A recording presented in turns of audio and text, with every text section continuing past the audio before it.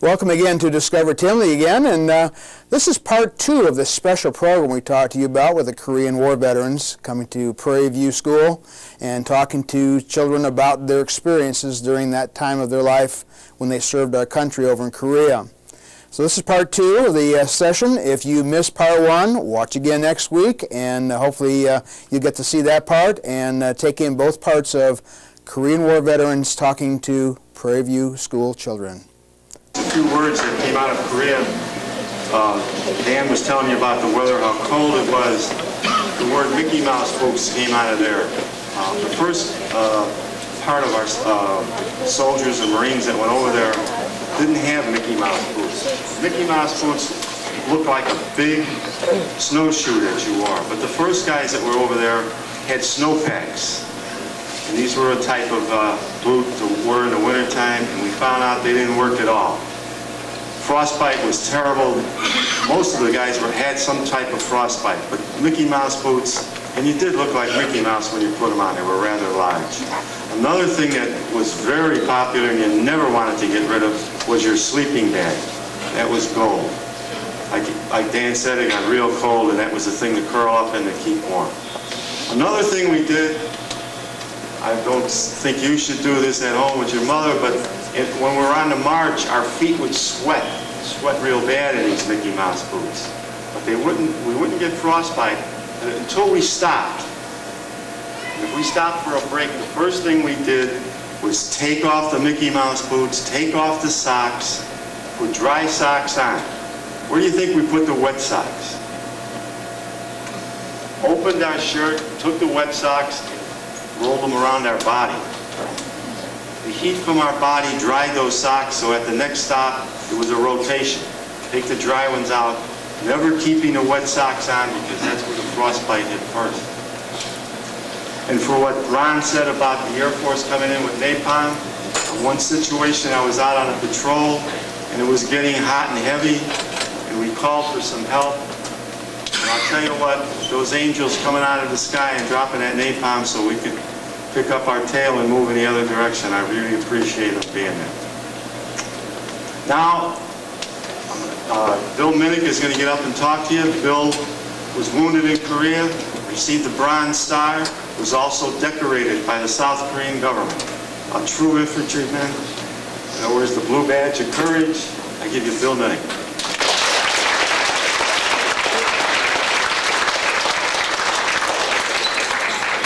Thank you.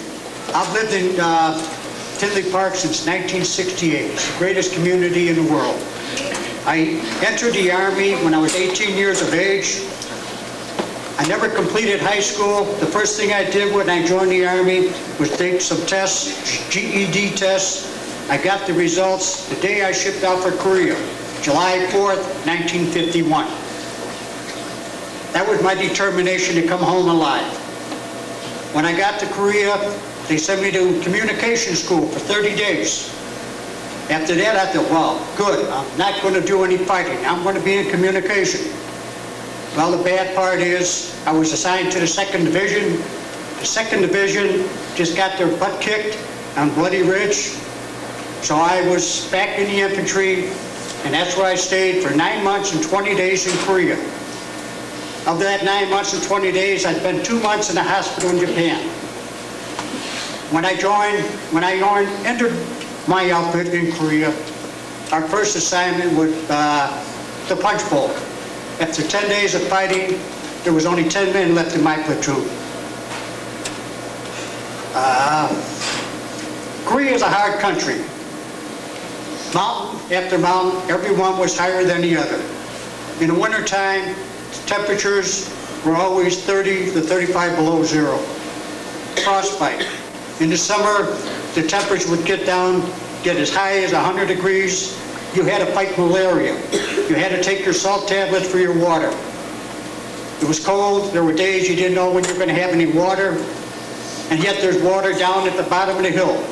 But you couldn't go and get it because of the enemy.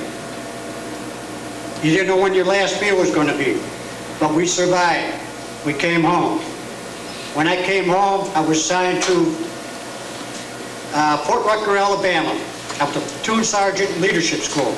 Anybody that enters the service and takes their basic training, if you want to become an officer, a ranger, a paratrooper, you had to come through me.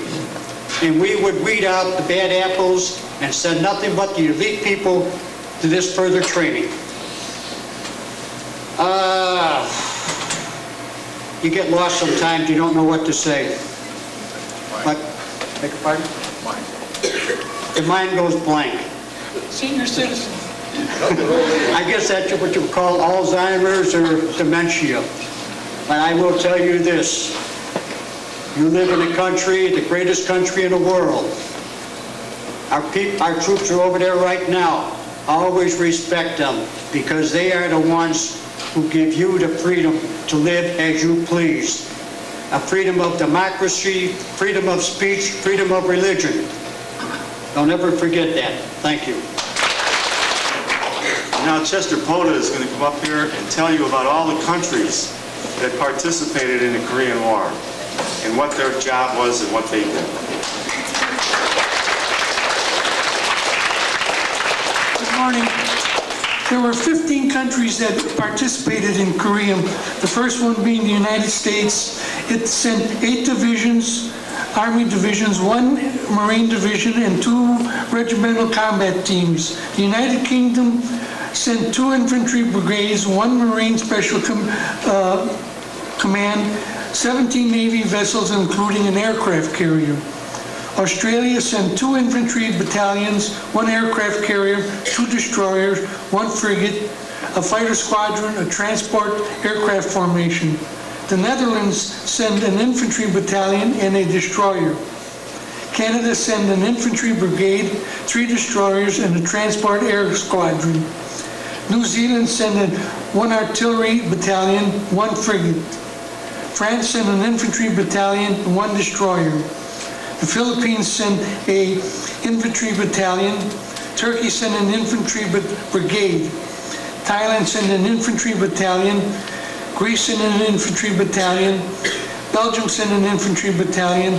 Luxembourg sent an infantry platoon. Colombia sent an infantry battalion. And Ethiopia sent an infantry battalion. 5 countries sent hospital equipment. Sweden sent a Red Cross hospital. India sent a field hospital equivalent to our MASH units. Denmark sent a hospital ship. Norway sent a surgical hospital. And Italy sent a Red Cross hospital. Thank you.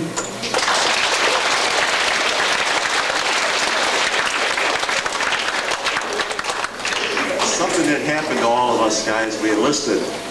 And when you enlist for either 3 years or 4 years. And I'll take my case, and it sort of blends into these other fellows. I enlisted for 3 years in the Marine Corps. I should have been discharged in 1954. But Uncle Sam decided that when I enlisted, they retroactivated a date 15 days before I enlisted and tacked on 5 more years of service for me after 1954. So most of us served our regular time. Then we had to put in 5 to 6 years in the reserve.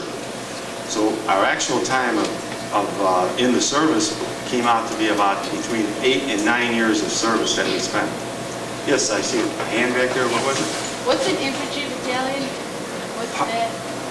Pardon? What's an infantry battalion? Was I in? No. What is Both it? companies, about 800 infantrymen. 800? Yeah, roughly. 800. In the Marine Corps, everything is in threes, I can tell you. If you have a squad, you have 3 fire teams to a squad, 3 squads to a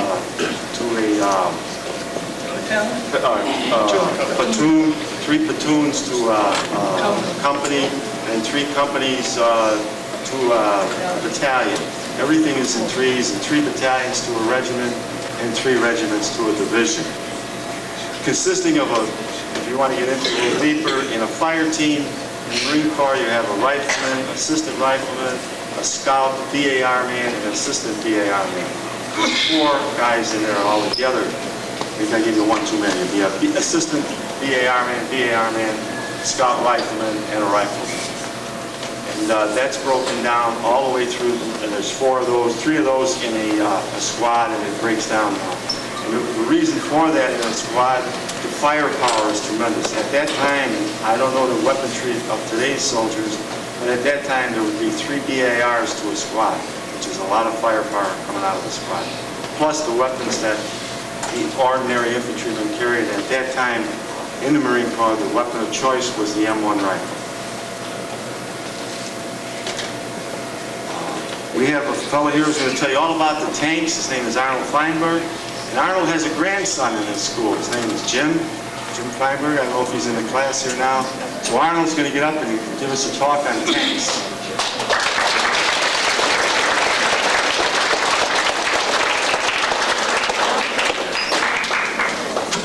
Okay, good morning. See, I got notes. Senior citizen, I can't remember everything. I just want to tell you a little history. When I got drafted, I went into the 45th Division. The 45th Division was the Oklahoma National Guard, called the Thunderbird. Now, the Thunderbird in September of 1950 was called to war for the Korean thing. And they wound up going to Japan, and they spent from September to December the 1st in Japan training.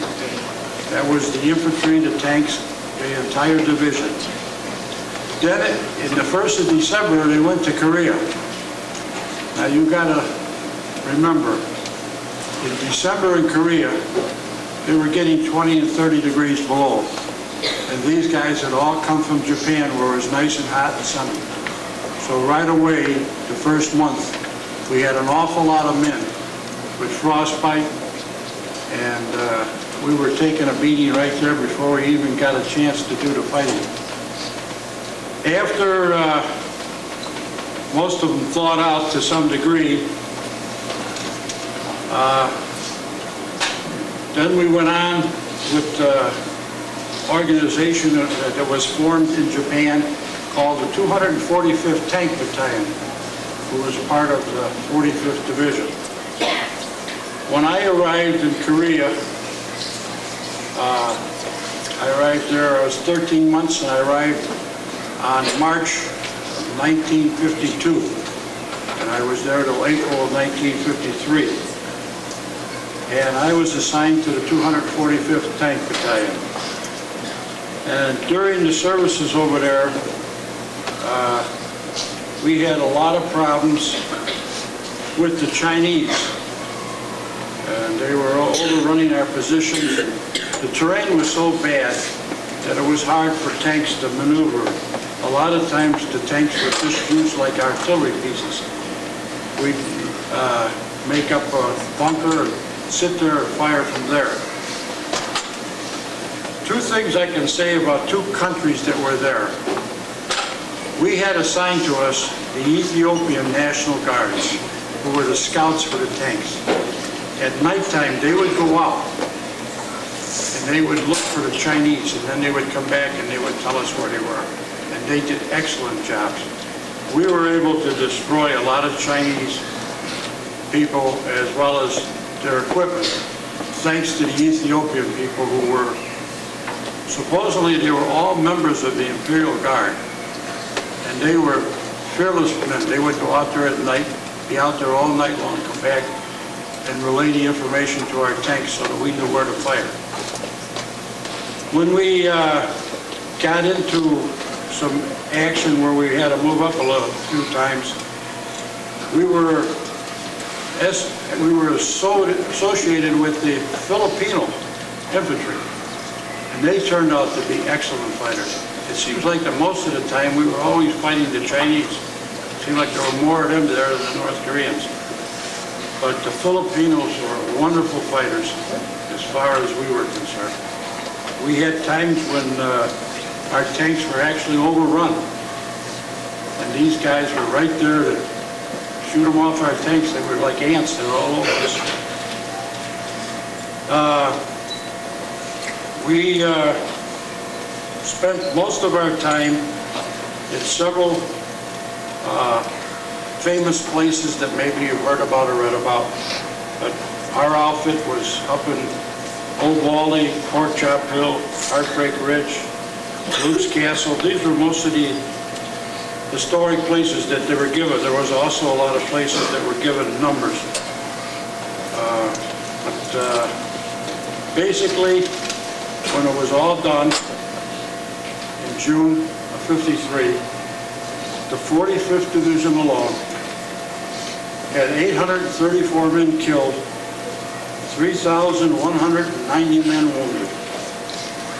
And as I said once again, I'm proud of the support that we had from the Filipinos and the Ethiopians. Thank you.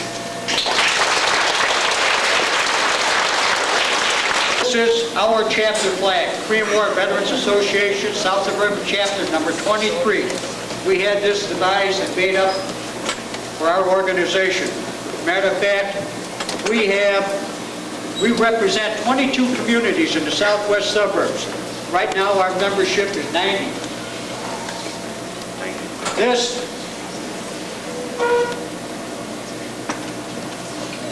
is a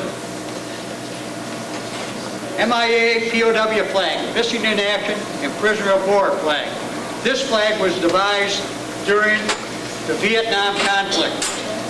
It represents every American who suffered, died, or was humiliated in captivity, and those who were never found in all wars.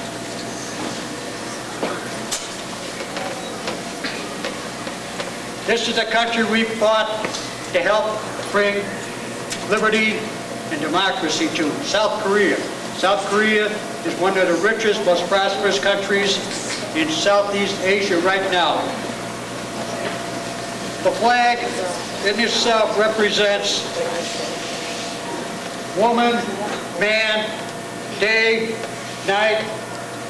What you have on here is heaven. I should know it by heart now. Water, fire, and earth. The four signs of the South Korean flag. And of course, you know our flag, Old Glory, Star Spangled Banner, the American flag. This represents our country today with its 50 stars that represent our nation. That's all I have on that. Let me show you here.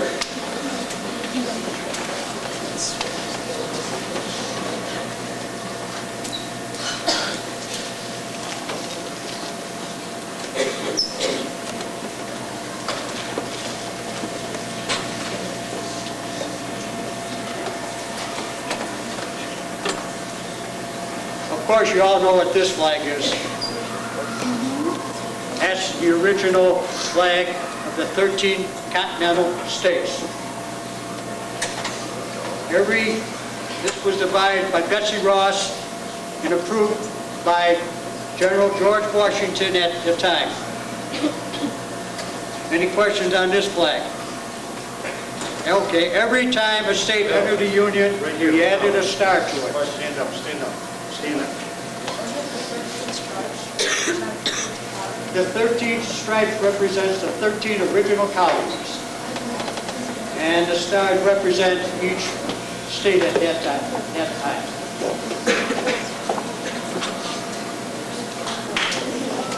This flag here has 48 stripes. 48 stars, I'm sorry. This was the flag of the United States in 1950 when we entered the war in Korea. And it was also the number of states that were in the Union during World War II. We've gone a long way since 1945 and 1950.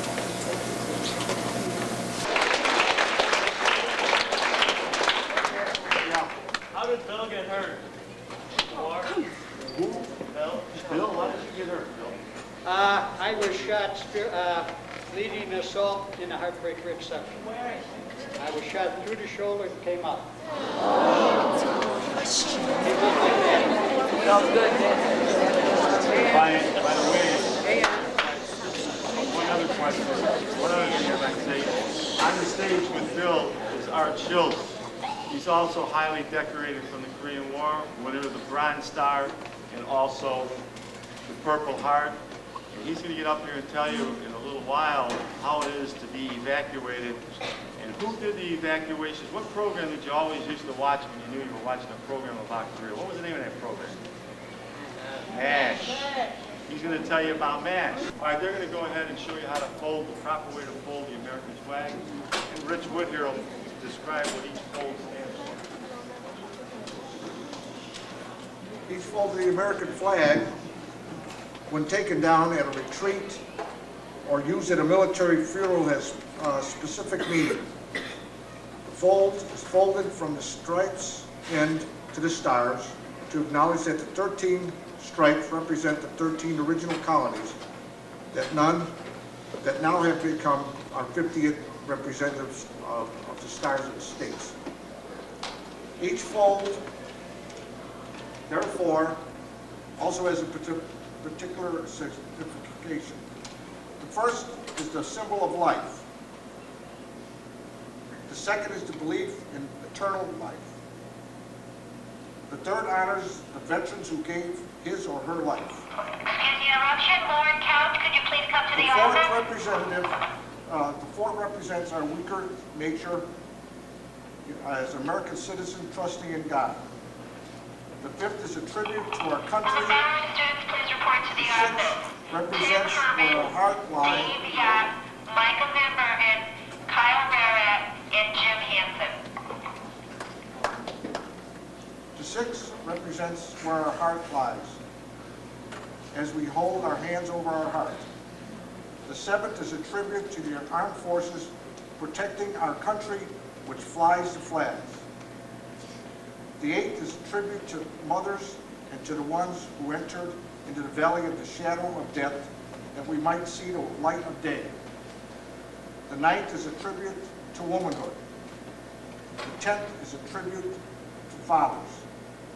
The 11th is a tribute to the Jewish citizens. The 12th is a tribute to the Christians. When the flag is completely folded with only the stars showing, it represents our nation's motto, "In God We Trust." Teachers, please excuse the interruption. Announcements will be held until the beginning of fourth period due to the speakers we have addressing the 8th grade students. Thank you. Because it looks like a cocked hat, it reminds us of the soldiers who served under General George Washington, the sailors who served under Captain John Paul Jones, and all those who followed preserving our rights, privileges, and freedom. Thank you.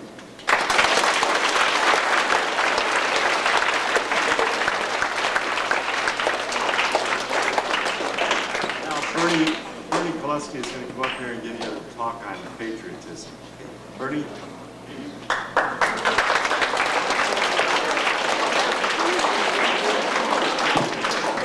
Good morning.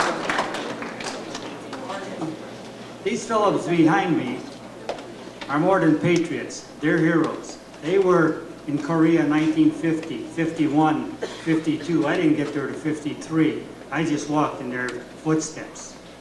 Our job there was to pick up any stragglers from the Chinese and the North Koreans. We guarded Air Force bases and MASH units and warehouses.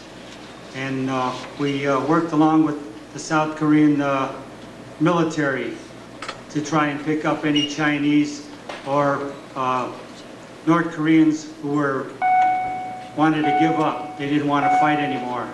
They wanted to be in a free country. So I just consider myself a patriot. I had a job there and I did it. When I come back to the States, I still had 18 months to serve. And I was a drill sergeant. Wow, a very popular fellow with the troops. And so I'm going to kind of turn this around a little bit and get some volunteers here. We got any volunteers? I want 3 boys, 3 girls. You two, come on up. Right here. You. All right, get on each side. You're the goofiest guys. you're gonna have to speak up a little loud. I'm gonna try and turn this microphone towards you a little bit. I want a definition of a patriot. One who supports their country. Very good. Come on.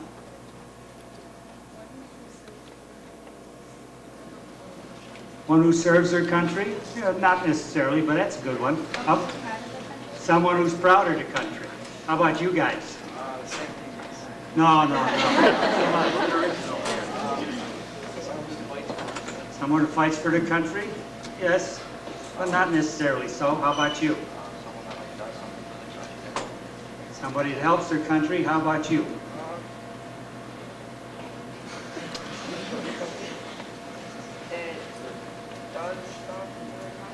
Does something for the country? Well, what I'm really looking for in the dictionary says someone who loves their country. So that's a patriot. So you really don't have to do anything to fight for your country. We have probably a lot of patriots here that are against the war. And this is the only country you can do that in. You can't do it in Iraq. You can't do it in communist China. You can't do it in Cuba. One more fellow that doesn't like to talk much, he represents the United States Navy, Wally Kent, just a strong silent type.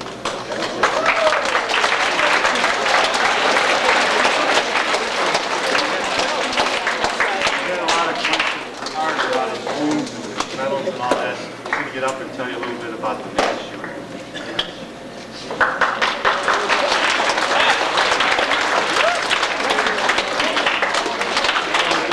In the 3rd Division, and I went in as a combat engineer. And guess what I ended up with? A rifleman. Ended up being the VA Army as an automatic weapon. And when you're on the front line, that's the first ones they look for. Well, we took this hill, and I was the first one they got. So they called a medic. Medic came over, he patched me up. He said, take off. I didn't know where I was going. I picked up 2 other guys. Got to a river. And waist deep we went across that river. And you would never believe it, but I found the mass shooter. I have no idea. Somebody upstairs was leading me. But put in there, they laid me on the stretcher. That was it. I could never get up again. So when they, these MASH people, the doctors or the nurses and that, they don't get very much credit, but if it wasn't for them, there's a lot of us guys that wouldn't be here. So after they passed me up in the MASH unit, they put me in a helicopter, or I should say they laid me on the helicopter. You guys have seen the helicopters where the people are on the wings, skids. They took off and I'm looking down like this, and unbelievable. I went out. Next time I woke up, I was in Tokyo Army Hospital in Japan. I was there for 3 months, and just everything goes. I got the Purple Heart that came in, they pinned it on my pillow, and just like the Good Conduct Medal. You tell me how these guys and myself got that. I mean, we were no angels, but we did pretty good. So that's about all. But you got to give this MASH unit and helicopter